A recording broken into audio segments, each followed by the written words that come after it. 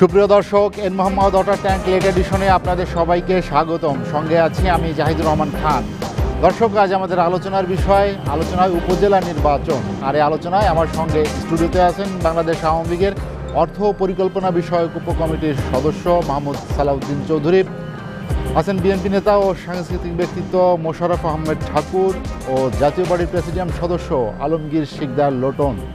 আপনাদের তিনজনকে আমাদের আলোচনায় স্বাগত জানাচ্ছি। আলোচনার শুরুতে আমি মোশাররফ আহমেদ ঠাকুর ভাই আপনার কাছে যেতে চাই। উপজেলা নির্বাচন বিএনপি বর্জনের সিদ্ধান্ত নিয়েছে, কেন? ধন্যবাদ আপনাকে, অপর দুই বিজ্ঞ আলোচক, দর্শক শ্রোতা সবাইকে ধন্যবাদ।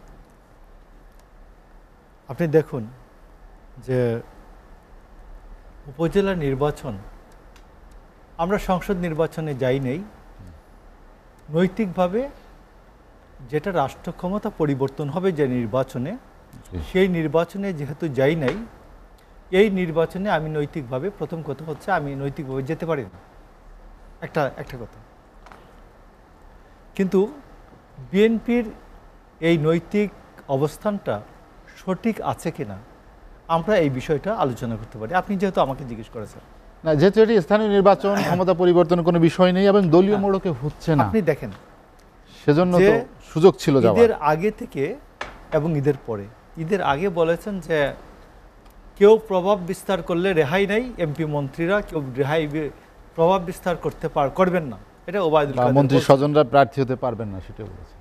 ঈদের পরে বললেন ওবায়দুল কাদের, প্রধানমন্ত্রীর নির্দেশনা এমপি মন্ত্রীদের আত্মীয় স্বজন কেউ প্রার্থী হতে পারবেন না। কথাটা সঠিক।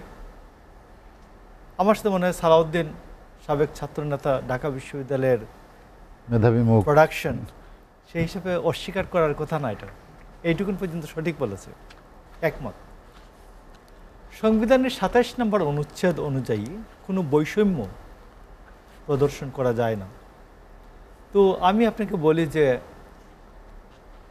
আওয়ামী লীগের ভাইয়েরা মনে করলেন যে কি নাম, যে আচ্ছা সংবিধান তো রাষ্ট্রের মানুষের জন্য, সংবিধানের জন্য তো মানুষ না, এটা এখন বলতেই পারেন।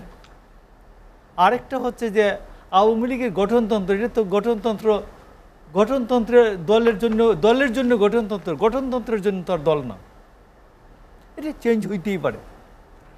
প্রধানমন্ত্রী যাহা বললেন তাহাই আইন। আচ্ছা, ভেরি গুড। এখন আসুন, আমরা কি কথাটা বলছিলাম, বিএনপি কি কথাটা বলছিল? বিএনপি বলছিল যে এই লোকগুলিকে রেখে আমরা নির্বাচন করতে চাই না, একটা সংসদটা ভেঙে দেন মিনিমাম, অনেকগুলো দাবির মধ্যে এটা একটা। আজকে আওয়ামী লীগ বলছে এই সংসদ সদস্যরা তাদের আত্মীয় স্বজন যদি দাঁড়ায় তাহলে এই সংসদ সদস্যরা প্রভাব বিস্তার করবে, নির্বাচনটা হবে না, নির্বাচন সঠিক হবে না। এইটা বক্তব্যটা দাঁড়াইলো লুটন কি, এইটাই তো বক্তব্য যে এই এমপি সাহেবরা, মন্ত্রী সাহেবরা সিটে থাকা অবস্থায় যদি তাদের আত্মীয় স্বজন নির্বাচনে দাঁড়ায় তাহলে এরা এমন প্রভাব বিস্তার করবে, এদের ওসি, ইউনো, ডিসি, এসপি সব এদের এমন ক্ষয়ের খা যে নির্বাচনটা, কেউ এই নির্বাচনে যাবে না, সবাই মনে করবে এরা যা বলবে তাই তো নির্বাচনটা হবে, এদের আত্মীয় স্বজন নির্বাচনে দাঁড়িয়েছে। তো যে লোক আত্মীয় স্বজনের জন্য প্রভাব বিস্তার করে সে তার নিজের আসনের জন্য প্রভাব বিস্তার করে নাই। যে লোক তার আত্মীয় স্বজনের জন্য বন্দুক ধরে ফেলে, বলে উন্নয়ন বন্ধ, একরাম বলে উন্নয়ন বন্ধ, আবার কেউ তার নিজের থানায় দেয় কি বলে ছেলেকে, পাশের থানায় দেয় ভাইকে। এখন আমাদের প্রধানমন্ত্রী এবং ওবায়দুল কাদের তারা দুজনেই ব্যস্ত যে এরা প্রভাব বিস্তার করবে, নির্বাচনটা ধ্বংস হয়ে যাবে।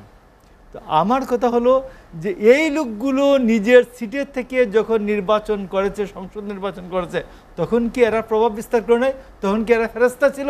আর এই 3 মাসের ব্যবধানে এরা সব শয়তান হয়ে গেছে? This is the point. তাহলে দেখুন, আমরা যে পয়েন্টে বলছিলাম যে এই পার্লামেন্ট রেখে নির্বাচন হতে পারে না, এই পার্লামেন্ট রেখে একটা অর্থবহ নির্বাচন হবে না, নিরপেক্ষ নির্বাচন হবে না, এই কথাটা আজকে আওয়ামী লীগ মেনে নিয়েছে যখন দেখছে বিএনপি নির্বাচনে যাচ্ছে না এবং জাতীয় পার্টিও ঠিকমতো কত 450-র জন্য 5টা না কয়টা মনোনয়নপত্র জমা পরশুদিন পর্যন্ত আমি দেখছি বিক্রি হয়েছে এরকম। তো দেখছে যখন আমি আর মামুরা, তো ঠিক আছে এখন এই জায়গায় তো একটা ইলেকশন মিনিমাম তো দেখাইতে হবে, লোকজনকে সারা বিশ্বকে দেখাইতে হবে, সমাজকে দেখাইতে হবে। তো দেখানোর জন্য এখন বলছে যে এমপি মন্ত্রীরা প্রভাব বিস্তার করবে, এদের আত্মীয় স্বজন কেউ দাঁড়াইতে পারবে না। আমাদের দেশে আপন ভাইয়ের বিরুদ্ধে নির্বাচন করেছে, রহিমউদ্দিন বর্ষা, করিমউদ্দিন বর্ষা করে না ইলেকশন, করে নাই? তো করেছে সাতক্ষীরা দিদার বক কামাল বক তো আলাদা আলাদা দিদার বক কামাল বক ইলেকশন করেছে। তো আজকে আপনি যে কথাটা বুঝতেছেন যে এরা সিটে থেকে এরা এমপি মন্ত্রীরা নির্বাচন কে প্রভাবিত করলে নির্বাচন হয় না। তো সংসদ নির্বাচনের সময় আপনি এই কথাটা বুঝলেন না কেন? তখন আপনি বললেন যে সংবিধান পাল্টানো যাবে না। এখন সংবিধান লঙ্ঘিত হয় না, এখন বৈষম্য হয় না যে পিতার অপরাধের জন্য তো পুত্রকে শাস্তি দেওয়া যায় না। এখন কারো আমার আত্মীয় একজন আমার দুলাভাই এমপি, আমি কি এখন এমপি উপজেলা ইলেকশন করতে পারবো না? এ তো বৈষম্য, সংবিধানের লঙ্ঘন। তো এখন সংবিধান নাই, কথাটা বুঝবেন। দলীয় গঠনতন্ত্রের প্রশ্ন এখন নাই। দ্যাটস আমার কোয়েশ্চেন। আমার বক্তব্যটা হচ্ছে শেখ হাসিনা নিজেকে বাংলাদেশকে একটি আধুনিক রাষ্ট্র মনে করেন না। শেখ হাসিনা মনে করেন এটা একটি জমিদারি, বাংলাদেশ এটা একটা জমিদারি, আমি যাহা বলবো তাহা আইন। শেখ হাসিনা নিজেকে প্রধানমন্ত্রী, নিজেকে মনে করেন ভাইসরয়। তাইলে আমার পয়েন্ট হচ্ছে এই উপজেলা নির্বাচনকে কেন্দ্র করে যে আওয়ামী লীগ বাংলাদেশ যে একটি আধুনিক রাষ্ট্র, এই রাষ্ট্র ব্যবস্থায় সে বিশ্বাস করে না। এই রাষ্ট্রকে সে আওয়ামী লীগ মনে করে এটা একটা জমিদারি, আমরা যাহা বলবো তাহাই আইন। এ কারণে কি বিএনপি নির্বাচন বর্জন করেছে কিনা মাহমুদ সালাউদ্দিন চৌধুরী যেটি মোশাররফ ঠাকুর বলেন? ধন্যবাদ আপনাকে। লেট এডিশন যারা দেখছেন এবং আমার যে বিজ্ঞ এবং সম্মানিত আলোচক দুজনকে আমি শুভেচ্ছা জানিয়ে শুরু করতে চাই। আমি প্রথমে কিন্তু মোশাররফ ভাই যে কথাগুলো বলেছেন, প্রথমে আমি একটু বলি, একটা ছোট্ট গল্প আছে, এটা আমরা সবাই জানি ছোটোবেলা থেকে শুনে আসা। অন্ধের হাতি দর্শন, মানে অন্ধ যখন হাতির দাঁতটা ধরেছে উনি এক ধরনের ব্যাখ্যা দিয়েছেন, কিন্তু আমরা যারা সচক্ষে দেখি আমরা আমাদের সঠিক ব্যাখ্যাটা দিতে পারি। ওনারা আসলে নির্বাচনে তো জানি, নির্বাচনের পরিবেশ পরিস্থিতিটা এখন একদম মোটামুটি ওই যে মিলেন কুন্ডার একটা কথা আছে, বিস্তৃতির বিরুদ্ধে স্মৃতির সংগ্রাম। ওনারা এখন বিস্তৃতির বিরুদ্ধে স্মৃতির সংগ্রাম শুরু করে দিয়েছেন। কারণ নির্বাচন কবে করেছেন তাদের মনে নাই, শুধু সারাদিন নির্বাচন নিয়ে মানে নানা ধরনের অপবাদ তৈরি করাই হলো ওনাদের কাজ। উনি বলেন ২৭ নম্বর অনুচ্ছেদের যে বৈষম্যের কথা বলা হয়েছে, আমি দেখেন আমাদের দলের ডিসিপ্লিনের জন্য আমরা অনেক ধরনের সিদ্ধান্ত নিতে পারি। মাননীয় প্রধানমন্ত্রী বঙ্গবন্ধু কন্যা এবং তিনি বাংলাদেশ আওয়ামী লীগের সভানেত্রী, তিনি মনে করেছেন যারা এমপি মন্ত্রী হয়েছেন তারা যদি তাদের আত্মীয় স্বজনরা করে আওয়ামী লীগের অনেক প্রান্তিক কর্মী হয়তো বা বঞ্চিত হবে, সেই জন্য তিনি সিদ্ধান্তটা নিয়েছেন। আর প্রভাব বিস্তারের যে বিষয়টা বলেছেন, আমি একটু বলি, ২৪ সনের ৭ই জানুয়ারি যে নির্বাচনটা হলো, প্রভাব বিস্তার যদি করতো, মাননীয় প্রধানমন্ত্রীর একান্ত সচিব ছিলেন আওয়ামী লীগের কেন্দ্রীয় কমিটির নেতা, তিনি কিভাবে থেকে হেরে গেলেন, আমাদের গোলাপ ভাই তিনি নির্বাচনে হেরে গেছেন তিনি। তারপর আমি যদি বলি শাহীন চাকলাদার, উনি কিন্তু অনেক বড় একটা পাওয়ারফুল সভাপতি এবং ওনার প্রভাব প্রতিপত্তি আমরা সবাই জানি কম বেশি, উনিও তো হেরে গেছেন। কার কাছে হেরেছেন জানেন?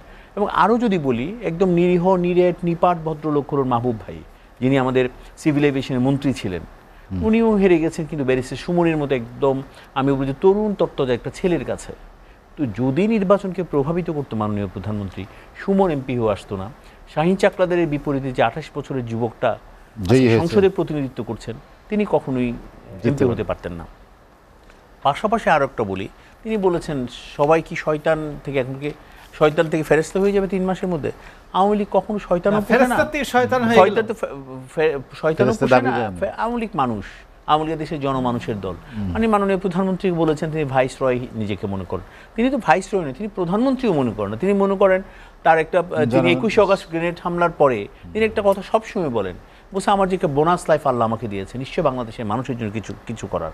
এবং সেই দীক্ষা নিয়ে তিনি এখনও মনে করছেন তার এই বোনাস লাইফটা বাংলাদেশের মানুষের জন্য উৎসর্গ করা। এবং তিনি প্রতি মুহূর্তে এই কথাগুলো বলেন, আমি আমার বাবার মতো বাংলাদেশের মানুষের জীবনটাকে উৎসর্গ করতে চাই। আপনি দেখেন আজকে টানা ২০ বছর বাংলাদেশ আর কিছু হোক আর না হোক, বাংলাদেশ একটা মর্যাদাশীল জাতিতে পরিণত হয়েছে, মর্যাদাশীল একটা দেশে পরিণত হয়েছে। এটা কিন্তু বঙ্গবন্ধু কন্যা পড়তে পেরেছেন। কালকে বাংলাদেশে একজন কিন্তু কাতারের আমির আসবেন বাংলাদেশে। এর মধ্যে কিন্তু আমরা দেখছি অনেকে আসছেন, অনেকে যাচ্ছেন, নানা ধরনের আমাদের সাথে বোঝাপড়া হচ্ছে। পৃথিবী আমাদেরকে একটা কাউন্ট করছে দেশটাকে নিয়ে। তো যার কারণে বিএনপির গাত্রদাহ কোথায়? ওনারা ইন্টারন্যাশনালি অনেক ফোকাস করার চেষ্টা করেছেন, নির্বাচন হয়নি, নানা ধরনের। সেই 2018-তে যে বক্তব্য দিয়েছেন, হয়তো একটু ব্যতিক্রম বক্তব্য এখন দেওয়া শুরু করেছেন, এবং 14-তে একই বক্তব্য দিয়েছেন। দিন শেষে কথা কি জানেন, বাংলাদেশের মানুষ যতদিন আওয়ামী লীগের পক্ষে থাকবে ততদিন কিন্তু আওয়ামী লীগ ক্ষমতায় থাকবে, এবং বাংলাদেশের মানুষ পাশে আছে বলেই বঙ্গবন্ধু কন্যা একদম খুব নির্বিঘ্নে দেশটা চালাতে পারছেন। পাশাপাশি তিনি যেটা বলেছেন আরেকটা, এই যে নির্বাচনী ব্যবস্থা বিএনপির একটা চাওয়া ছিল, তাদের কি এই সরকারের অধীনে নির্বাচনে যাবেন না। এই তো এই যে নির্বাচনে না যাওয়া, একটা তত্ত্বাবধায়ক গঠন করা, এগুলো আসলে এত বলেছি, ওনারাই তো এটা ধ্বংস করেছেন, ওনারাই এটাকে মিথ্যা প্রমাণ করেছেন তত্ত্বাবধায়ক সরকারটারে। ওনারা কখনো ইয়াজউদ্দিনকে চেষ্টা করেছেন তাদের পছন্দের ব্যক্তি হিসাবে বসিয়ে একটা নির্বাচন করে ফেলার জন্য, এবং 2007 সনের 22শে জানুয়ারি কিন্তু নির্বাচনে একটা ডিক্লারও দিয়েছিলেন। পাশাপাশি ওনারা ওনাদের পছন্দের ব্যক্তিকে তত্ত্বাবধায়ক সরকার প্রধান করার জন্য কত ধরনের কৌশল যে করেছেন। মওদুদ সাহেব মারা গেছেন, ভদ্রলোকের অনেক ধরনের মানে খুব কৌশলে উনি খেলতে জানতেন, কিন্তু সব খেলায় তিনি পারদর্শী ছিলেন না, কোথাও কোথাও উনি হেরে যেতেন। এবং শুধু হেরে যাননি, বিএনপির মতো একটা দলকে আজকে এত পিছিয়ে দিয়েছেন, বিএনপি সাথেও ওই সাগরের এবং নদীর কুল কিনারাও পাচ্ছেন না। সেই যে তত্ত্বাবধায়ক সরকার তারা যে শেষ করে দিয়েন, গলা টিপে হত্যা করেছেন, সেটাতে ফিরে যেতে চায় না। কারণ আমরা দেখেছি এই তত্ত্বাবধায়ক সরকার নয়, বাংলাদেশের 2 বছর কী হয়েছে, বাংলাদেশের মানুষের জীবন থেকে 2টা বছর গেছে, যে 2টা বছরে বাংলাদেশের কোনো অগ্রগতি কিছুই হয়নি। এবং বঙ্গবন্ধু কন্যাকে সর্বপ্রথম গ্রেফতার করা হয়, সেই যে একটা সংগ্রাম আবার আমাদের শুরু হলো। আমরা 2008 সনের সেই নির্বাচনে 29শে ডিসেম্বরের নির্বাচন, অবাধ সুষ্ঠু নির্বাচনের মাধ্যমে আবার বাংলাদেশের মানুষ প্রতিনিধিত্ব করার মতো সুযোগ পাই। এভাবেই কিন্তু বাংলাদেশ ঘুরে দাঁড়িয়েছে আজকে। বিএনপি যতই বড় উপজেলা নির্বাচন হচ্ছে, সারা বাংলাদেশে কিন্তু জমজমাট নির্বাচন। আপনি একটু মফস্বলে গেলেই দেখবেন, আমি তো আসলাম 3-4 দিন হলো এলাকা থেকে, এক ধরনের নির্বাচন আবহাওয়া কিন্তু তৈরি হয়ে গেছে। আপনি ফেসবুক দেখেন, প্রত্যেকটা তরুণ স্বপ্ন দেখছে উপজেলা নির্বাচনে তারা ভোট দিতে যাবে। তো দলের একটা ডিসিপ্লিনের জন্য দলের আমাদের ইন্টারনাল কতগুলো সিদ্ধান্ত আছে। আমরা চাই আওয়ামী লীগ প্রান্তিক নেতাকর্মী সবাই বেরিয়ে আসুক, তারাই নির্বাচন করুক। একজন এমপি তার ভাই যদি নির্বাচন করতে, প্রান্তিক একজন কর্মী তো বঞ্চিত হতে পারে। এই ধরনের সিদ্ধান্ত কিন্তু পার্টি নিজস্ব শৃঙ্খলার জন্য নিয়েছেন।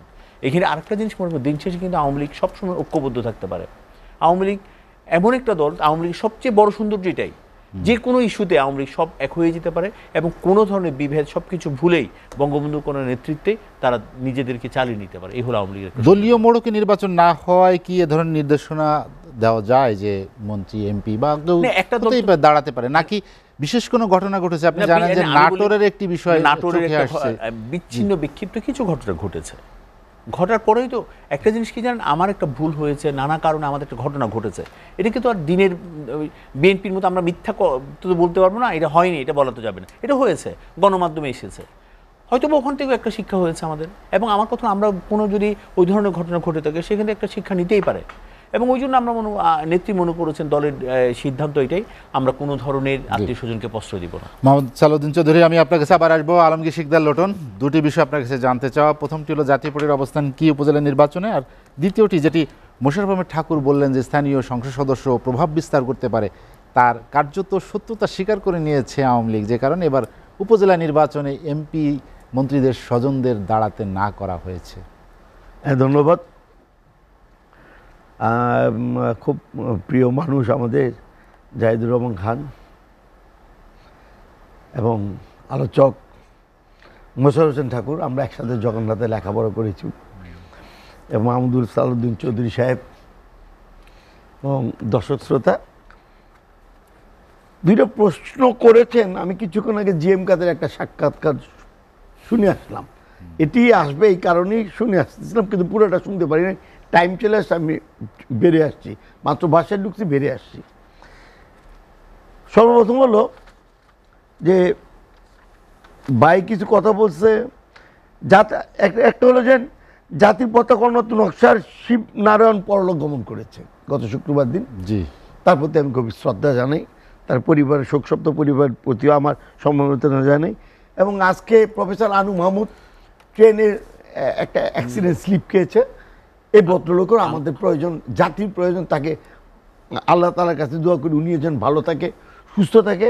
আনু মাহমুদ যেন আমাদের জাতির প্রয়োজনে সবসময় আমাদের মাঝে ছিল, উনি যেন আবার ফিরে আসতে পারে। ভালো অবস্থায় আছে, এখনো ভালো আছে, এবং আগামীকাল বোধহয় কাতারের রাষ্ট্রপতি বা আমির আসবে। তা আমি ধন্যবাদ জানাই মাননীয় প্রধানমন্ত্রীকে যে কাতারের একজন নিয়ে আসতেছে, এটা আমাদের জন্য ভালো। দুঃখটা হলো যে ওই কি স্বাধীনতা সূচক 22 বছর ধরে অবনতি বাংলাদেশ, 164টা জেলার মধ্যে অবস্থান 191তম, 41তম, তাই না? তা এটা হলো কমে যাচ্ছে আমাদের সব কিছু, তাই না? তাই সেক্ষেত্রে বলবো যে আমাদের অবস্থাটা কোথায়? এত উন্নয়ন তো হচ্ছে, তাই এত উন্নয়ন হলে তো এই 164 দেশের অবস্থান মধ্যে 141তম থাকবো কে? উন্নয়ন যখন হয়েছে, দেশের ডেমোক্রেসি আছে, না স্বাধীনভাবে নির্বাচনে সবাই অংশগ্রহণ করছে, তাহলে 141 থেকে তো 99 বা 82 নম্বরে চলে আসা উচিত ছিল। তাই একটা অবস্থা যেন এখানে আছে যে না, এখন উন্নয়নের নামই আসতেছে, কিন্তু এই দেশে সঠিক অর্থে গণতন্ত্র নাই। গণতন্ত্র আজকে কুক্ষিগত হয়ে গেছে। ওই যে ঠাকুর সাহেব বললো না, মাননীয় প্রধানমন্ত্রী তো উনি একক কর্তৃত্ব ক্ষমতা খাটাচ্ছে। আমি মাননীয় প্রধানমন্ত্রীকে বলবো যে আসলে এই দেশে থার্ড ওয়ার্ল্ড কান্ট্রিতে একক কর্তৃত্ব খাটানটা ছাড়া উপায়ও নেই।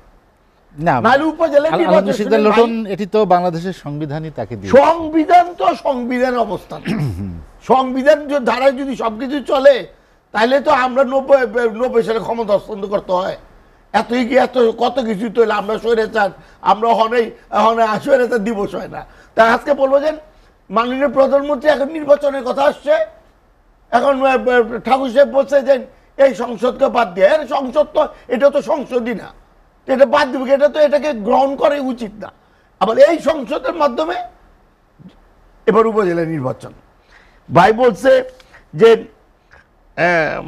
টানা 20 বছর না, 20 বছর না আপনারা ক্ষমতায়, 16 বছর, 16 বছর দেখেন একের 42-15 টাকায় দিতে আছে, 5 বছর তো ম্যান্ডেট দিয়েছে জনগণ। Nice try, good. হ্যাঁ, এই আস্তে আস্তে আগে বাড়তেছে। আর উন্নয়নে উনারা চায় প্রান্তিক নেতারা অংশগ্রহণ করুক। এতদিন পর মনে পড়লো প্রান্তিক নেতারা অংশগ্রহণ করুক। এমপির আর মন্ত্রীর যন্ত্রণায় কেউ উপজেলা আছে, কেউ কনস্টিটুয়েন্সিতে আছে, কেউ হয় শ্যালক, হয় দুলাভাই, হয় মামাতো ভাই, হয় চাচাতো ভাই, খালাতো ভাই, এবং এমপি ডাইরেক্ট বলে যদি ভোট ঠিক মতো না দেয় উন্নয়নও করা হয়ে যাবো না। আবার বগুড়াতে আবার ছেলে গ্রেপ্তার হয়েছে, দল বললে আওয়ামী লীগের নেতাদের পিটি দিয়া ফাঁড়ির থেকে তার ছেলেরে বাইর করে নিয়ে এসছে। এটি তো স্বাভাবিক, দীর্ঘদিন ক্ষমতায় থাকলে চেন অফ কমান্ড ভেঙে যায়। চেন অফ কমান্ড ভেঙে গেছে সরকারের। সরকার এখন যদি নৌকামারকে ইলেকশন দেয়, আই ক্যান চ্যালেঞ্জ নৌকামারকে, ওই যে 62 জন এমপি পাশ হয়েছে না স্বতন্ত্র থেকে, তাই ওই অবস্থায় আমি বলবো যে 62 জনের মতনই এখানে এরকম দুঃখজনক ঘটনা ঘটবে। সেই কারণে সরকার মানে বুঝে শুনি ঠাকুর সাহেব নৌকা উড্ডো করে নিছে যে আমরা লড়বো, যেটা এটি তো আমাগর ডাইরে তো আমরা মাননীয় প্রধানমন্ত্রী তো বলছে বা তো আমাগর, তা হাত তো দুইটাই তাদের। তাইলে এখানে জাতীয় পার্টি বলছে 5 জন নিচ্ছে না। আমি কিছুক্ষণ আগে পার্টির চেয়ারম্যান আমার অত্যন্ত শ্রদ্ধা গোলাম মোহাম্মদ কাদেরের বক্তব্য শুনছিলাম, কিন্তু কাদের স্যার যাই বলুক, I due to respect my leader এবং মাই পার্টি, বাট আমাকে বললে তার আমি যাব না। আমি কি মাই খেতে যাব? আমি যখন দিব দেখবো যে আমার ভোট কেন্দ্রে মানুষ যাইতে চায়, ভোট দিতে চায়, অথচ টিওনো, পুলিশ, ওসি সব তার পক্ষে হয়ে কাজ করব। তো এই যাওয়ার অর্থটা কি? যাইবে আপনি বলেন, এই যাওয়া, এই যে শ্রম দেওয়া, এই যে মেধা খাটানো, কষ্ট করা, পরিবারের কষ্ট দেওয়া, তারপর গেলাম যাওয়ার পর মানুষের সাথে কমিটমেন্ট নিলাম। আমি আমার এলাকায় এবার ঈদ করতে যাইনি ফর গডস সেক, কারণ একটাই লজ্জা আমার, আমি তাদেরকে দিতে পারি নাই। এখনো আমার ওই নির্বাচনের মামলায় তাদেরকে গ্রেফতারি পরোয়ানায় তাদেরকে পুলিশ খোঁজ করছে। আমি কি নিয়ে যাব? আমার তো যাইতে হইব। তো এরকম আমার মতন উপজেলা যারা দাঁড়াবে তাদেরও তো একই প্রশ্নের সম্মুখীন হইতে হইব। তারা তো দাঁড়ায় লাভ নাই। ওই যে ভাই বললো না, মামা খালারা না আওয়ামী লীগের প্রান্তিক নেতারা চলে আইব, না আওয়ামী লীগের প্রান্তিক নেতা উনি দেখেন কইতে কইতে সত্য কথা বেড়ে যায়। হ্যাঁ, ওই যে প্রান্তিক নেতারা বেরিয়ে আসবে। হ্যাঁ, প্রান্তিক নেতারা আওয়ামী লীগে বেরিয়ে আসবে, বিএনপি ও জাতীয় পার্টি প্রান্তিক নেতারা বেরিয়ে আসবে। আসবে না এমন না। আমাদের জাতীয় পার্টি 26 জনের মধ্যে 11 জন দিচ্ছে না। হ্যাঁ, ওইটা আর কি। ওইটা আর কি একটা শো আর কি, ওইটা একটা শো আর কি দেখানোর জন্য। তাই ওই শোটা দেখানোর জন্য আমলি কয়েক জায়গায় করবে, যে বললো না ডক্টর গোলাপের ব্যাপারে, যে উনারটা দেখলেন না, চাকলাকায় ফেল করছে, ডক্টর গোলাপ ফেল করছে। আরে এটা তো এক্সাম্পল। জি লিটন ভাই, আমরা একটা বিরতি নিতে চাই। বিরতির পাঁচনে দলীয় নির্দেশ অমান্য করে তাহলে কি তৃণমূলের কোনো আগ্রহ আছে? আমি আপনাকে বলি যে আসিফ নজরুলের পরশুদিন একটা টক শোতে আসিফ নজরুলের কমেন্ট শুনতেছিলাম। তো আসিফ নজরুল বলছে যে আওয়ামী লীগ যেমন দ্বিচারী দ্বিচারী, তো বিএনপি এইখানে এইরকমই তো হওয়া উচিত ছিল। বিএনপি বলবে যে বাইরে থেকে দারুণভাবে এইরকম হার্ড লাইন না করে, যে বলবে যে তোমরা কেউ নির্বাচনে যেও না, সাবধান, আমরা নির্বাচনে যাব না, আমরা এই নৈতিকভাবে আমরা যেতে পারি না, আমরা যাব না। আর এখানে জেলা লেভেলে ফোনে বলে দিবে যে নেমে পড়ো। তো এরপরে যা আসবে, কোনো নিব না, বহিষ্কার করব করে ইলেকশন শেষ, এরপরে একটা সকস করবে, আচ্ছা ঠিক আছে পাশ করে গেছে, ঠিক আছে ফাইন। এটা হলো আওয়ামী লীগের সাথে আচরণটা বিএনপি পলিটিক্সটা পিওর করে না করে এইরকম করা উচিত ছিল। মানে আওয়ামী লীগ যেরকম পলিটিক্সটা ওই রকম করা উচিত ছিল, বিএনপি ওই রকম বিএনপি করছে না কেন? পিওরলি করতেছে, পলিটিক্সটা পিওরলি করতেছে। পিওর পলিটিক্স করার শেষে একটা আপাতত একটু মনে হয় যে কি বলে আমরা ভুল করছি। আমরা 1996 সালে আমি আপনাকে বলি, আমরা যখন এই করছিলাম, একসাথে মিছিল করছি, এদিন হরতাল ছিল, খুব সম্ভবত 21 তারিখ। আর এর একদিন আগে আমাদের এখনকার মাননীয় প্রধানমন্ত্রী চট্টগ্রামের লালদিঘিতে বলে আসলেন, এরশাদের অধীনে যারা নির্বাচনে যাবে এরা হবে জাতীয় বেঈমান। আমরা অসীম কুমার উকিল আমরা একসাথে মিছিল করছিলাম। 90 সালে? 90 সালে না 86 সালে।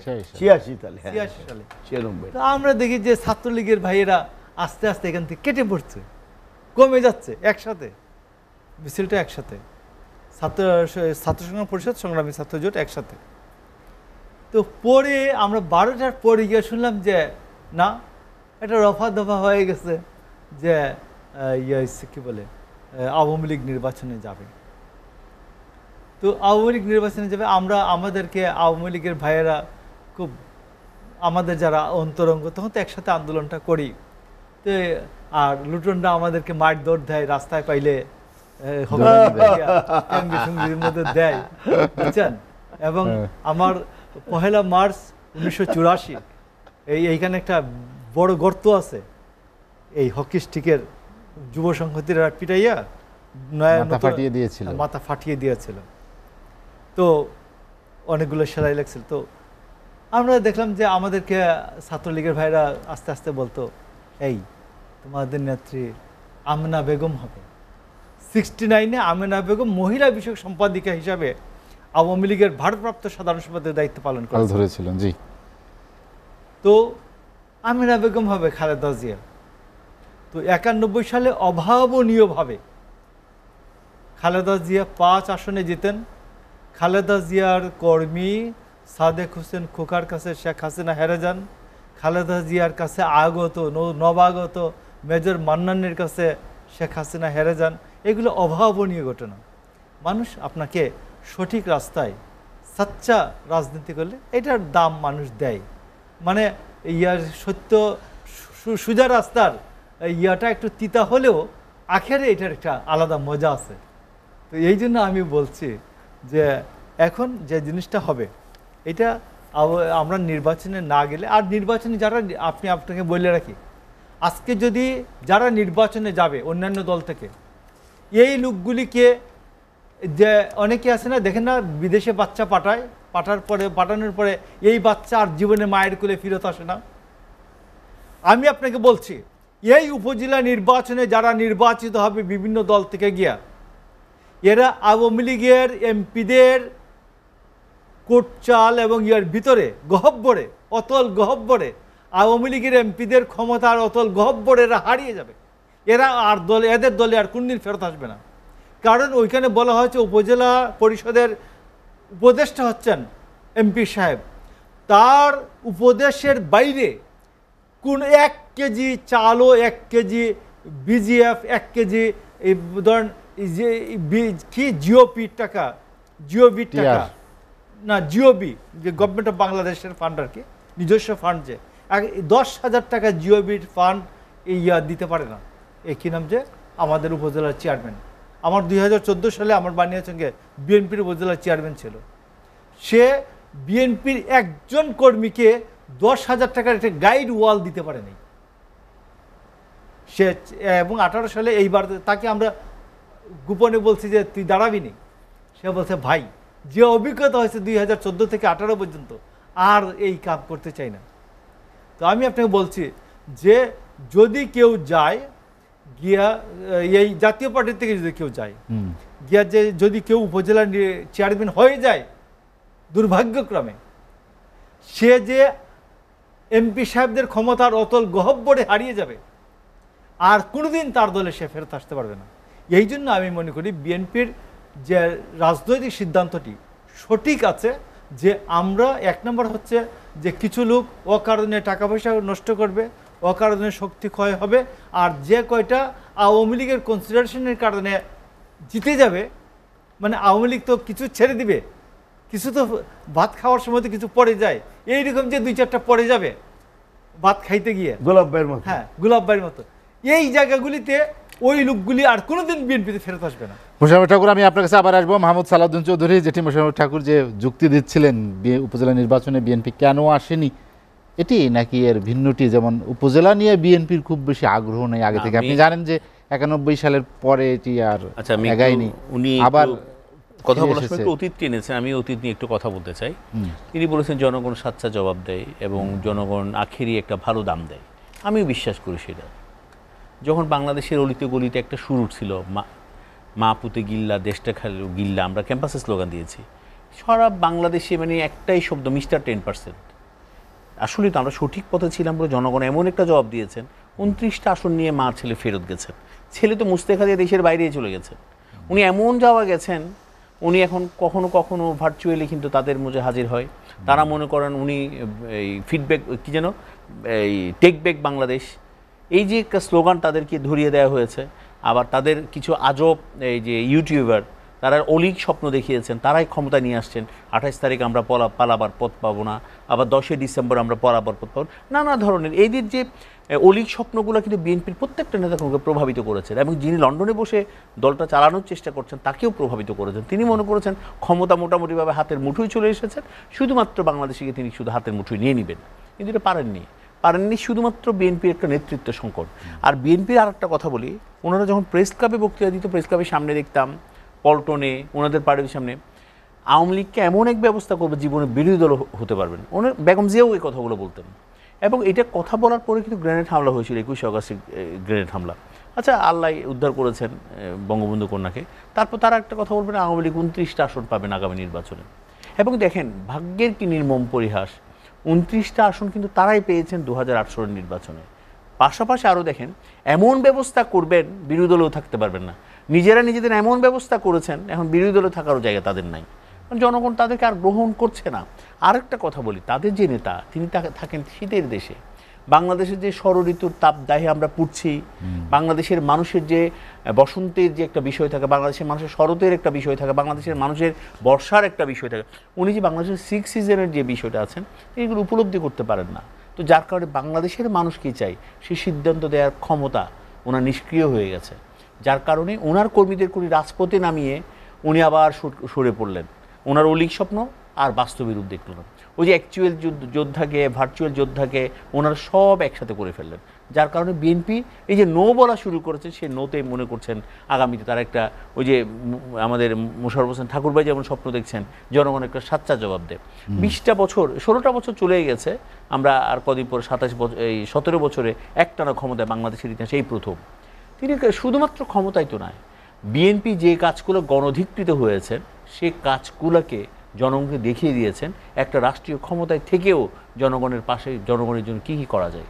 এবং আজকে আপনি দেখেন প্রত্যেকটা জায়গায় রোটন ভাই অনেক ঠাট্টা করে অনেক কথা বলেছেন, গণতন্ত্রের সূচকে হয়েছেন, ওই হয়েছেন। আসলে ৭১ বলে বঙ্গবন্ধু যখন পাকিস্তানের কারাগারে বন্দী, প্রতি জীবন মৃত্যু সন্ধিক্ষণে প্রতি মুহূর্তে জন্য কবর করা হচ্ছে, বঙ্গবন্ধুকে নিয়ে প্রতিদিন নানা বুদ্ধিজীবীরা বিবৃতি দিত, এই যে সূচক উঠা নামা, গণতন্ত্র আছে না, এই ধরনের। আহমেদ শফি একটা কথা বলেছিলেন, বুঝছে এই সমস্ত বিবৃতি যদি বঙ্গবন্ধু দেখতো, স্বাধীনতা আরও প্রলম্বিত হয়ে যেত। কারণ এত বুদ্ধিজীবীদের কথা শুনে, এত সূচকের কথা শুনে তো দেশ চালানো যাবে না। দেশ হলো মানুষ যেটা চায় সেটা আমাকে করতে হবে। আপনি দেখেন, যখন বাংলাদেশের কোভিডের বিষয়ে যখন পৃথিবী নানা ধরনের সিদ্ধান্তহীনতায় ভুগছে, তখন বঙ্গবন্ধু কন্যা বললেন কি আমরা এইভাবেই চলবো। দেখেন আমাদের সেই ফর্মুলাগুলোকে পৃথিবীব্যাপী প্রশংসিত হয়েছে অন্ততপক্ষে। আর একটা জিনিস দেখেন, ধান কাটার মানুষ পাওয়া যাচ্ছিল না। উনি কি বললেন, আমার ছাত্রলীগ, আওয়ামী লীগ, যুবলীগ, স্বেচ্ছাসেবক লীগের কর্মীরাই ধান কাটবেন। সত্যিকার অর্থে আমরা ধান কেটে দিয়ে এসেছি, এবং এটি কিন্তু সমস্ত গণমাধ্যমে এসেছে। তারপর দেখেন জয় বাংলা, অক্সিজেন এক্সপ্রেস, ছাত্রলীগ নাম দিয়েছে। অক্সিজেন যাদের দরকার হয়েছে তারা ফোন দিয়েছে, বাসায় গিয়ে অক্সিজেন পৌঁছে গেছে। লাশ দাফনের জন্য মানুষ পাওয়া যাচ্ছিল না কোভিডের সময়, লাশ দাফন কারা করেছে, বঙ্গবন্ধু কন্যার কর্মীরাই করেছেন। কারণ ওই যে সূচক দেখে কে কি বলে এটা দেখে তার হবে না, আমার লাশ দাফনও করতে হবে, ধান কাটাও শেষ করতে হবে। কোভিডের মতো এত মারাত্মক একটা মহামারীকে কিন্তু মোকাবেলা আমরাই করেছি, এবং দক্ষতা কাকে বলে দেখিয়ে দিয়েছি। ৯১ একটা ঘূর্ণিঝড় হয়েছিল, আমি চট্টগ্রামের মানুষ, মোটামুটিভাবে বেশ মেসাকার করে ফেলেছিলেন। বেগম জিয়া তখন সংসদের প্রধানমন্ত্রীর হিসেবে একটা ভাষণ দিয়েছিলেন। তিনি বলেছিলেন ২৯ এপ্রিলের ঘূর্ণিঝড়টা আমি তখন ইন্টারমিডিয়েট পাস করে আমি ঢাকা বিশ্ববিদ্যালয়ে ভর্তি পরীক্ষা দিতে এসেছিলাম। তিনি বলেছেন যতজন মরা উচিত ছিল ততজন মরেন নাই। মতিয়া চৌধুরী পাল্টা ওনাকে প্রশ্ন করেছিলেন, কতজন আজরাইলের সাথে কতজনের কন্ট্রাক্ট আপনার হয়েছিল, আপনি আর কতজন হলে আপনার ততজনটা হতো। এই যে একজন নেত্রী, আমরা দেখি লাশ পানিতে ভাসছে, লাশ দাফনের জন্য বিএনপি কোনো ব্যবস্থায় তিনি তখন গ্রহণ করেননি। এই যে একটা দেশ চালানোর যে একটা বিষয়, স্টেটমেন্টের যে একটা বিষয়, এটা শেখ হাসিনা দেখিয়ে দিয়েছেন। আজকে যে যতই নানা ধরনের বিবৃতি দেন, নানা ধরনের বক্তব্য দেন, অন্ততপক্ষে কিছু হোক আর না হোক, মানুষের পক্ষে সিদ্ধান্ত নেওয়ার ক্ষেত্রে বঙ্গবন্ধু কন্যার বিকল্প বাংলাদেশ আর কেউ নেই। মোহাম্মদ সালাউদ্দিন চৌধুরী, আমি আপনার কাছে আবার আসবো। আলমগীর সিকদার লোটন, যেটি নিয়ে আলোচনা করছেন লোটন ভাই, সেদিন উপজেলা নির্বাচন নিয়ে আপনি সবসময় বলেন, বিশেষ করে জাতীয় পার্টি চেয়ারম্যান হোসেন মোহাম্মদ এরশাদ এটি প্রবর্তন করেছিলেন, এবং মানুষের দোরগোড়ায় সেবা পৌঁছে দেওয়া একটি লক্ষ্য ছিল। সেই সেই নির্বাচন, সেই উপজেলার নির্বাচন হচ্ছে, বিএনপি অংশ নিচ্ছে না, আওয়ামী লীগ বিএনপি অংশ নিব কোন কারণে?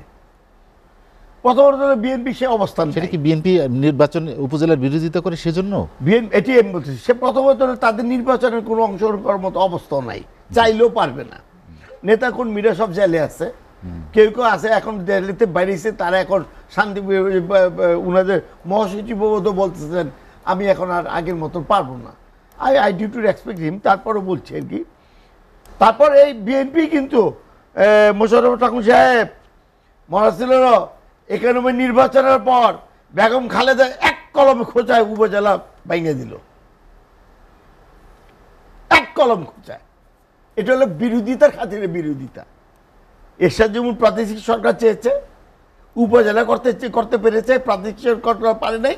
কিন্তু এখন এই সরকার প্রাদেশিক সরকার করতে চায় না, কারণ যেহেতু এরশাদ চাইছে এটা আর দেওয়া যাবে না। সে আওয়ামী লীগ বিএনপি দুইজনই হন, আল্লাহর কাছে দোয়া করেন আমরা যেদিন ক্ষমতায় যাবো, আল্লাহ যদি বাঁচায়, আমরা সেদিন প্রাদেশিক সরকার করবো। তা আজকে বিএনপি তো ফ্রম দ্য বিগিনিং তার উপজেলা চায় নাই। জাতির বৃহত্তর প্রয়োজনে বাড়ি পঞ্চায়েত রাস্তায় গেছে, ঘর পঞ্চায়েত রাস্তায় গেছে, টের পান না গাড়িটা দিয়ে জানগা ঠিকই। এই উপজেলা আমরা করছি দেখি হয়েছে, এখন বলতেছে হ্যাঁ আচ্ছা আস্তে আস্তে ঠিক আছে আস্তে আস্তে ঠিক। এখন বলতেছে যে একটা জায়গায় আমার একটা খটকা লাগছে ঠাকুর সাহেব, যে এমপিদের নিয়ন্ত্রণে অ্যাডভাইজার চিফ, এবং তার বাইরে যেতে পারবো না। তাইলে বিএনপি যদি ক্ষমতা আছে তাহলে একই তো ঘটনা ঘটবো নাকি না? এখানে আবার একটা পরিবর্তন আনবেন যে উপজেলায় এমপি নিয়ন্ত্রণে। আমার এটা কেন জানি এমপি নিয়ন্ত্রণে থাকার কোনো প্রয়োজন নাই, আমি একটা বিপক্ষে সেটা বলতেছি। এটাও বলেন খালি এই আওয়ামী লীগ সরকার ক্ষমতা আসতে দেখে কথা বলবেন, এটাও তো না। আপনারাও ক্ষমতায় আসলে এমপিদের মাধ্যমে উপজেলার ক্ষমতা না থাকে সেটা খেয়াল করতে হবে। বাবা আপনারা তো আগে বাদ দিয়ে দিচ্ছিলেন এক কলমের খোঁজা। আচ্ছা ঠিক আছে, আমি মাননীয় প্রধানমন্ত্রী খালেদা সাবেক প্রধানমন্ত্রী খালেদা জিয়াকে সম্মানের সাথেই বলছি যে এই ঘটনাগুলি তো ঘটছে। আপনি মায়ের কথা বলছেন, এই যে কলেজের আপনারা তো মারছেন, হ্যাঁ 82-86 সালে কথা বলছেন, তখন সংগ্রামী ছাত্র সংগ্রাম পরিষদ হয় নাই, আরো পরে হয়েছে। তারপরে বলি সব ছাত্র নেতাদের প্রতি শ্রদ্ধা রেখে বলছি যে দেখেন, যারা ক্ষমতায় যায়, যারা ক্ষমতায় থাকে তারাই ওরকম করে। আপনি করবে আপনারা যখন বিএনপি শেষে 2000 কত আমি আমাদের জাতীয় পার্টি অফিসের সামনে, আরে বাবা জামাত ইসলামের কর্মীরা আর পুলিশ বাহিনী এবং বিএনপির অফিস থেকে আইসা আমাদের জাতীয় পার্টি ভাই বিশ্বাস করে আমার একটা বাড়ি দিল, আমি মনে চাইরা দুপুর উঠে এলাম গা, উইটা পড়লাম, পড়া দেখলাম সব জামাতের ছেলেপেলেরা পাথর মারতেছে রাস্তার মধ্যে, কনস্ট্রাকশনের কাজ হচ্ছিল। তা আপনারও কম বেশি তো সবাই করছে, করে নাই কেন, কে করে নাকি একেবারে সবাই, মানে সুযোগ পাইলে সবাই দুধে দুয়া তুলছে মাথা হয়ে যায়। আমরাই খালি জাতীয় পার্টি খারাপ, ওনারা খারাপ না, না না না না, সবাই কম বেশি, সবাই কম বেশি দোষ আছে। আওয়ামী লীগের আছে, বিএনপির আছে। তারপর বলবো যে উপজেলা নির্বাচনে জাতীয় পার্টি কতটুকু আসবে আমি জানি না। 27 তারিখে আমাদের জাতীয় পার্টি বর্ধিত সভা ডেকেছে, সেই বর্ধিত সভায় বোধহয় একটা সিদ্ধান্ত হবে। তো আমি ওই সিদ্ধান্তকে তেমন একটা খুব একটা গ্রাহ্য করছি তা না, বিকজ এই সরকার নির্বাচনের সময় 59 জনের মধ্যে 57 জন বলছিল নির্বাচনে যাবে না, সব ডেলিগেটেডরা বলছিল। তারপরে তো জাতীয় পার্টি সরকার নির্বাচনে গেছে। এটার অনেক কারণ আছে, পক্ষে বিপক্ষে, যে আওয়ামী লীগের কারণেই জাতীয় পার্টি নির্বাচনে গেছে, নাহলে আবার ওদিকটা বেগম রওশনের যেত, একই হইতো। তাতে কি হতো, আমরা যারা আবার জাতীয় পার্টি করে আমাদের উনাদের মতো আমাদের জেলের চকবাতা ছাত্রাবাসে থাকতে হইতো, মানে এখন যাইতে হইতো, তাইলে আমাকে বিভিন্ন জেলে পাঠাইতে হইতো। সে কারণে জিএম কাদের হয়তো একটা সিদ্ধান্ত নিয়ে কাজটা করেছে যে না, আমাকে নেতৃত্বটা রাইখা আমি কাজটা করি, আগামী দিনে জাতির যে প্রত্যাশা সেই প্রত্যাশাকে পূরণ করবো। আজকে তার বক্তব্যতে তাই আসছে। আমি জিএম কাদেরকে সম্মান করি, আমি উনাকে পলিটিক্যাল ফিলোসফার ভাবি, যে না উনার যে কথাবার্তা, এখন উনি একটা কথা বলছে যে সিনিয়র নেতাদের কারণ উনি নির্বাচনে গেছে। ওই সিনিয়র নেতা তো বলতে 2-3 জন, ব্যারিস্টার আনিস ইসলাম মাহমুদ আর মজিবুল হক চুন্নু, আর তো আমি তেমন দেখিনি। যদি এটি হইতো তাহলে বাবলা ভাই, কাজী ফিরোজ রশিদ, এরা তো ঠিক মতো চাই নেই। বাবলা ভাই তো নির্বাচনে গিয়ে 26 জনের মধ্যে ছিল না। আমি বাবলা ভাইকে সম্মান করি, আছে রুট লেভেলের নেতা আমাদের, কিন্তু উনি তো পাস করতে পারে নাই, 2 টার্ম ছিল। আমাদের কাজী ফিরোজ রশিদ ওই দলের বোধহয় এখন কি মহসিন কো-চেয়ারম্যান হইল, কো-চেয়ারম্যান। তা উনাকে দায়িত্ব দিয়েছে। আমি ফিরোজ ভাইয়ের প্রতি সম্মান করি, উনি 2 টার্ম পার্লামেন্ট মেম্বার ছিল আমাদের সুত্রপুর কোতলিতে, আমাকেও জায়গাতে ভাই একটু শেষ করলি। উনি যে ওখানে বেগম রওশনের সাথে দল করবে, উনি উন্নয়ন করছে, ন্যাশনাল হাসপাতালকে ঠিকভাবে করছে। উনি সুত্রপুর থানার সম্মেলনে যায়নি, জাতীয় পার্টির সুত্রপুর থানার উনার কনস্টিটুয়েন্সি, উনার যদি এতই সংগঠন করার এত ইচ্ছা থাকতো, আজ আপনি বললেন না করিমুদ্দিন ভরসা, রহিমউদ্দিন ভরসা, আজকে হানিফ ভাইয়ের ছেলে উনি দাঁড়িয়েছে দেখে হানিফ ভাই তার বন্ধু, এই কারণে উনি নির্বাচনে যায় নাই, এটা কিন্তু মেনে নেওয়া যায় না। তাই উনি তো আসলে চাই নাই। এখন উনি ওই দলে গেছে, বেগম রওশনের সাথে গেছে, কতটুক ভালো ফল দিতে পারবো। ঠাকুর, আমরা যেটি নিয়ে আলোচনা করছিলাম উপজেলা নির্বাচন বয়কটের বিষয়ে, যেটি আপনার দল থেকে বলা হয়েছে যে এই সরকারের অধীনে কোনো নির্বাচনেই আপনারা অংশ নেবেন না, তাহলে সরকারি বাধা কিনা? ভাই শুনুন, ছিলাম ধান বানতে, এখন আমার ভাই চৌধুরী সালাউদ্দিন মাহমুদ সালাউদ্দিন চৌধুরী, তো সেখানে সে কতগুলো শিবের গীত গেয়ে ফেললো, বুঝছেন। এখানে তারেক রহমান তো আমি আসে নাই, তারেক রহমান তো তারেক রহমান উনি বললেন, তারেক রহমান যেটা হচ্ছে, তারেক রহমান এত নির্যাতন, এত প্রলোভন, এত কিছুর মধ্যে সে তার দলকে ইন্টিগ্রেটেড, ইউনাইটেড রাখতে পারছে, ঐক্যবদ্ধ রাখতে পারছে, একমাত্র এক শাহজাহান ওমর ছাড়া আর কেউ আওয়ামী লীগ, বিএনপি থেকে আওয়ামী লীগে যায় নাই। এইটা হচ্ছে তারেক রহমানের বড় সফলতা। টোটাল দল তার পেছনে ঐক্যবদ্ধ আছে। এটা বহু নেতার ভাগ্যে এটা হয় নাই। সবার সবার সময় দেখবেন যে এই দল ভাঙছে, একবার ৬৬ থেকে একবার এই পর্যন্ত আসেন, সবার দল ভাঙছে, তার মানে দল ভাঙতে পারেনি। এটা হলো তার ক্রেডিট। আরেকটা হচ্ছে আমি আপনি বলতেছি কোয়ালিশন ইয়ার্স, প্রণব মুখার্জি, আমরা তো মনে হয় কত শেষ করব, আমাদের হাতে খুবই সময় কম, 2 মিনিট তো আছে। 2 মিনিট। তো কোয়ালিশন ইয়ার্সের প্রণব মুখার্জি বলেছেন যে কিভাবে তিনি মঈনুদ্দিনকে ম্যানেজ করেছেন আওয়ামী লীগকে ক্ষমতায় আনার জন্য। তো 2008 সালের 29শে ডিসেম্বর এটা বিএনপি 29টা পাইছে না 9টা পাইছে, এটা কোনো বিষয় না। এটা বিএনপি ওই সময় শুধুমাত্র আর্মি ব্যাকড গভর্নমেন্টকে বিদায় করার জন্য, দেশে একটা ধারণা ছিল যে আর্মি ব্যাকড গভর্নমেন্ট যেভাবে সারা দেশের মানুষকে অপমান অপদস্থ করেছে, এই অবস্থার থেকে অন্তত আওয়ামী লীগ আসলে মুক্ত হবে। তো সেই জন্য বেগম খালেদা জিয়া সেই দিন ইলেকশনে রাজি হয়েছিলেন যে অন্তত আর্মি ব্যাকড গভর্নমেন্টটা যাক এখান থেকে, এটা গণতান্ত্রিক অ্যাটমসফিয়ার প্রত্যাশা। তো সেইটার রেজাল্ট আওয়ামী লীগ যেভাবে দিয়েছে এটা তুলনাহীন, নজিরবিহীন। মানে 28 অক্টোবর থেকে 3রা ফেব্রুয়ারি পর্যন্ত 25,711 জন জেলখানায় ছিল। আপনি করোনার কথা বলে আমার ভাই সালাউদ্দিন, করোনা আপনি কি বলে নন ডিসক্লোজার এগ্রিমেন্ট, এনডি ফুলাফান সারাক্ষণই বলে বাবা এটা এনডি, নন ডিসক্লোজার মানে নন ডিসক্লোজার এগ্রিমেন্টের মাধ্যমে আপনি চায়নার থেকে করোনার টিকা কিনেছেন। আমি চাকরকে বাড়িতে বাজারে পাঠিয়েছি, বাজার করে আসো, সে এসে বলে আমি চুক্তি করে আসছি এই সবজির দাম কত এটা বলা যাবে না। এটা হইতে পারে? আমার চাকর বলতে পারে এসা যে আমি নন ডিসক্লোজার, আমি প্রকাশ করতে পারবো না, এমন একটা এগ্রিমেন্ট করে আসছি, দামটা কত ওইটা কাউকে জানানো যাবে না, আপনি জিজ্ঞেস করতে পারেন এর দাম কত। এইটা করেছে বাংলাদেশে এই প্রথম এই মালিক সাহেবের ছেলে, কি নাম? জাহিদ মালিক। জি, এটার জন্য বিচার বাংলাদেশের মানুষের হবে, আপনাকে বললাম।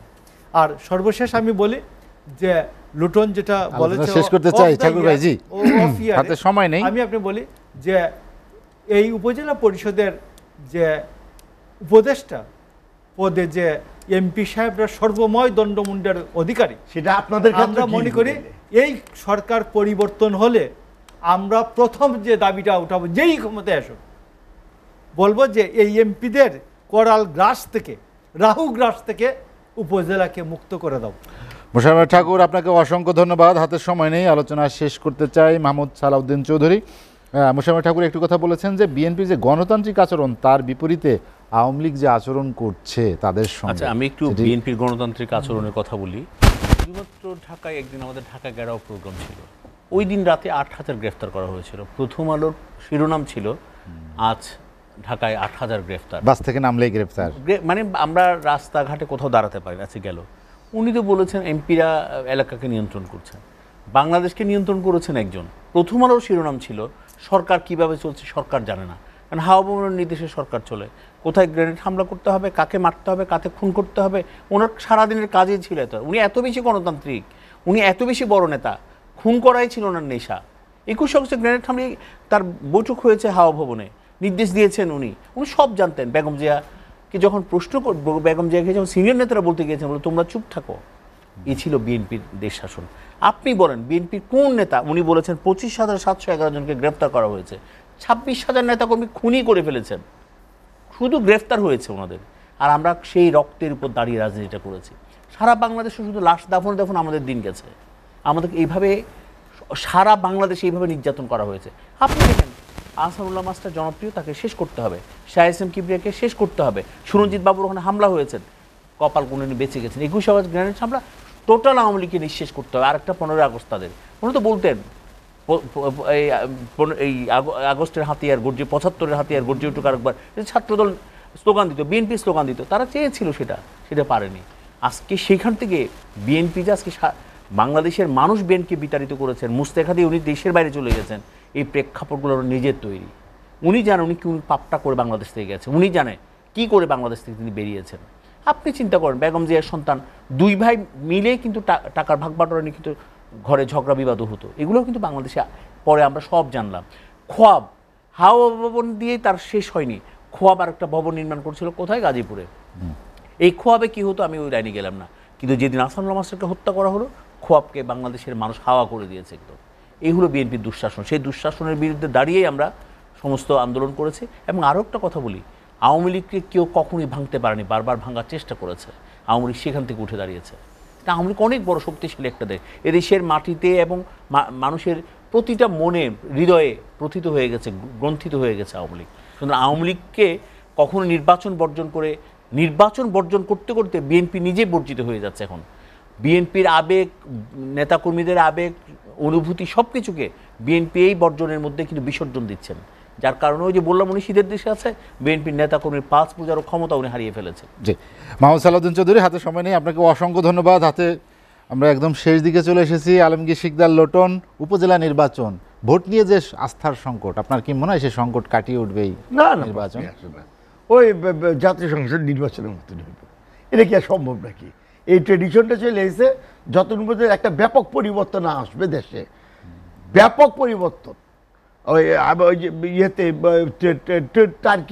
টার্কির একটা ঘটনা ছিল যে 30,000 পুলিশদেরকে, প্রশাসনের কর্মকর্তাকে অবসরে দেওয়া হয়েছিল। 30,000, আমার যতটুকু মনে হয়, আর আমার মনে নেই ঠিক, আমার যতটুকু মনে পড়ছে, তাই মোবাইলের মাধ্যমে সরকার যিনি আছেন উনি দাঁড়িয়ে গিয়েছিলেন এবং 30,000 কর্মকর্তাকে মানে অবসরে পাঠিয়েছিল।